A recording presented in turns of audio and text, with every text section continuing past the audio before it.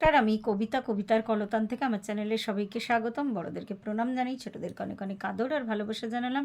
এখন চলে এসেছি আমি হ্যাশট্যাগ আমরা সকলের আজকের বিষয় নিয়ে। আজকের বিষয় দিয়েছে বন্ধু রাখি। তো বিষয়টা হলো যে শক্তকে ভাঙা যায়, নরমকে ভাঙা শক্ত। আরও খুব সুন্দর সুচিন্তিত বিষয় দেয়, আগেও আমি বলেছি। বিষয় দিয়ে আমাদের সাথে যুক্ত থাকার জন্য রাখিকে অনেক ধন্যবাদ। শুধু বিষয় দিয়ে নয়, অনেকভাবেই যুক্ত। বিষয় দেওয়া ছাড়াও প্রত্যেকের টপিক ও মন দিয়ে শোনে, তার মতামত জানায়ও। আচ্ছা, এবার বিষয়ে সরাসরি চলে আসি। সত্যি যারা একদম রিজিড, শক্ত মানে রিজিড আর কি। তো এক একজন থাকে না যে বুঝতে পারছে তার ভুল হচ্ছে, বুঝতে পারছে সে হেরে যাচ্ছে, কিন্তু তা সত্ত্বেও সে কিন্তু তার ভুলটাকে স্বীকার করে না।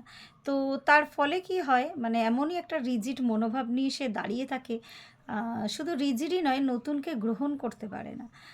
নতুনকে গ্রহণ করার বলা যায় ক্ষমতা তার মধ্যে নেই। তো সেই মানুষকে যে কোনো আঘাত এসে কিন্তু ভেঙে দিতে পারে। কেন? তার মধ্যে অ্যাকসেপ্টেন্স পাওয়ার নেই, সে কোনো কিছু অ্যাকসেপ্ট করতেই শেখেনি।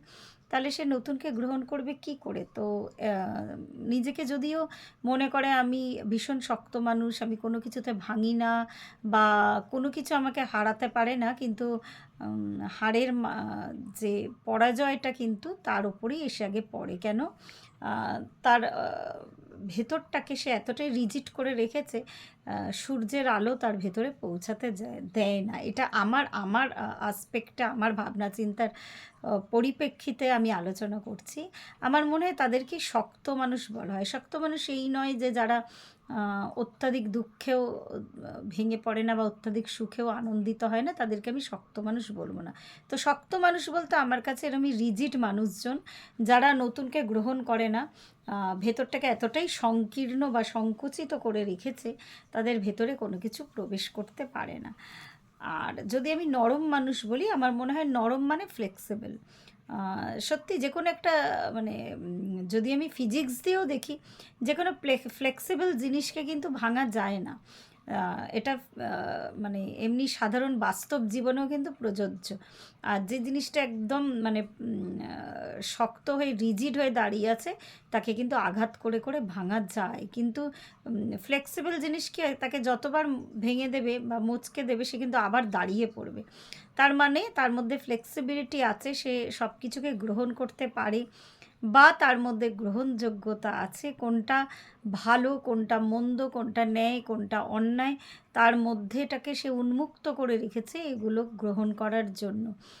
আর ইভেন সে নিজের ভুলও স্বীকার করতে পারে, বা নিজের দোষও কিন্তু সে মেনে নিতে পারে, বা নিজেকে নতুনভাবে তৈরি করতে পারে।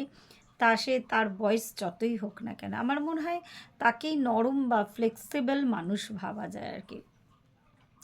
অ্যাকচুয়াল ফ্লেক্সিবল কথাটার খুব আমি জানি না এক্স্যাক্ট বাংলা কি, বা রিজিড কথাটা, রিজিড মানে তো শক্ত, কিন্তু বাট এক্স্যাক্ট বাংলা কি আমি কিন্তু বলতে পারবো না। তো এই দুটো ক্ষেত্রে আমার আমার মনে হয় যে জীবনের ক্ষেত্রে আমরা যদি জীবন দিয়ে দেখি, সত্যি যারা কোনো মানে নিজের মতবাদ ছাড়া অন্য কারোর বা অন্য কোনো মতবাদকে যারা প্রাধান্য দেয় না, তো তারা তো একদম অবভিয়াসলি শক্ত। তো সেই শক্ত মানুষের জীবনে কখনো মানে আলোর প্রবেশ কিন্তু খুব মুশকিল। বা আলোর প্রবেশ তারা নিজেরাই, যে নিজের ভালো চায় না তার ভালো কেউ করতে পারে না। তো সে আলোর প্রবেশ করতেই দেবে না। আমাদের আশেপাশে একটু চোখ দিয়ে দেখলে দেখবেন যে এই ধরনের শক্ত মানুষ আছে, যে নতুন কোনো ধ্যান ধারণা বা নতুন কোনো কনসেপ্ট যে সহজে গ্রহণ করতে চায় না। আবার এরকম অনেক নরম মানুষ আছে যারা হয়তো অনেকখানি বয়স হয়ে গেছে, কিন্তু তা সত্ত্বেও কিন্তু নিজের ভেতরটাকে সে ইয়াং রেখেছে, মানে একদম ইউথফুল এনার্জিতে সে থাকে।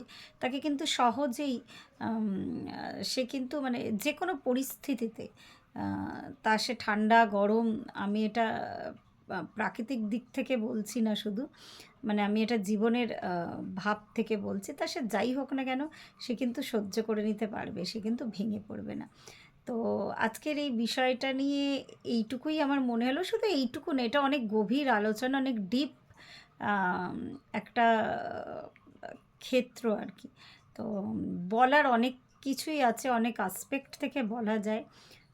আমার যতটা জিস্ট মনে হয়েছে, বেশি বড় করব না আজকের ভিডিওতে। ভিডিওকে। তো আজকে এই পর্যন্তই রইল। প্রত্যেকে ভালো থাকবেন, পরিবারের সকলকে ভালো রাখবেন। ধন্যবাদ।